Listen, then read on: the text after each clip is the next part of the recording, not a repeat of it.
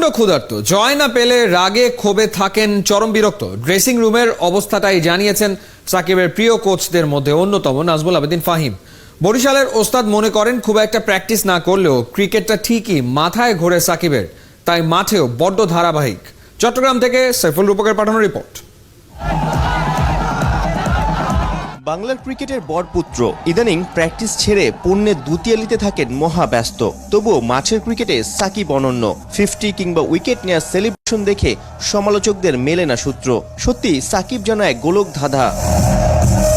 সেইভাবে প্র্যাকটিস করা লাগে না সাকিব আল হাসানে, কিন্তু ঠিকই ম্যাচে গিয়ে 200-র উপরে স্ট্রাইক রেটে ব্যাটিং করে, 180 স্ট্রাইক রেটে ব্যাটিং করে। আসলে কি ভিতরে কি আছে? আপনি তো সেই আন্ডার 15-17 থেকে দেখছেন। অনেক সময় মনে করি যে ও প্র্যাকটিস করছে না, এখানে বসে আছে, ওর সাথে গল্প করছে, কিন্তু আমার ধারণা ওর মাথায় সবসময় কাজ চলছে, ও কিভাবে কি করবে না করবে।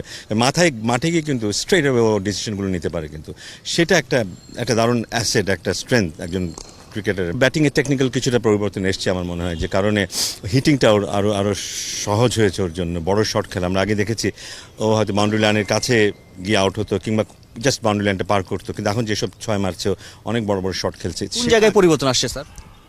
ওর গ্রিপের মধ্যে কিছু পরিবর্তন এসছে হয়তো। ও এখন অনেক বড় 6 মারছে, তাতে যেটা হচ্ছে কি, ও অনেক নির্ভর হয়ে ব্যাটিং করছে। কখনো যদি 2-1-4 বল ডট যায়, ও জানে ও একটা 6 বা 2টো 6 মেরে সেটা কভার করে দিতে পারবে। 4 বার বিপিএল এর টুর্নামেন্ট সেরা, ব্যাট বলে ঝলক, এবারও রাজা হওয়ার রেসে। 1.5 দশক ধরে মাঠের ক্রিকেটে কিভাবে একই রিদমে ছুটছেন সুপার সাকিব। খুব ক্ষুধার্ত, মানে ক্রিকেট যখন